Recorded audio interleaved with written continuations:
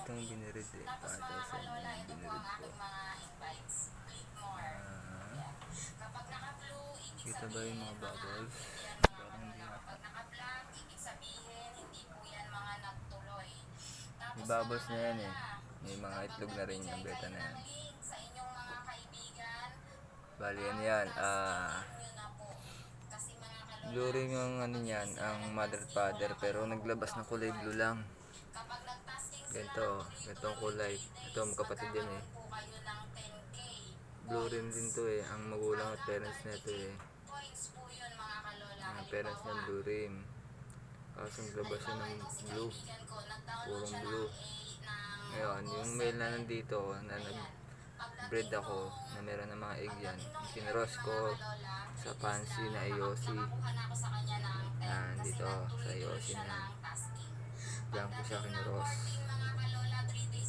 Ginati ko nakakalabasan ng mga anak na ito. Tapos dito meron pa akong dalawang binibreed. Dito super red. Dito ay super red din. Nakinross ko sa fancy blue na blue base. Yun. Basta dito nag-breed ako dyan kasi wala na akong pambenta. Ayan, ubos na lahat ng aking mga isda. Laman. Ayan.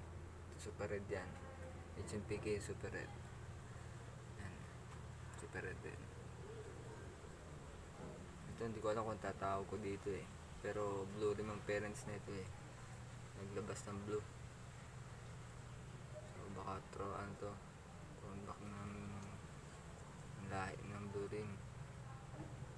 Ayan. Ito may mga fry ito. May beta yan na fry. Mas maliit pa, hindi gano'n pakita. Dito ang laman nito, copy. Yan, copy naman yan.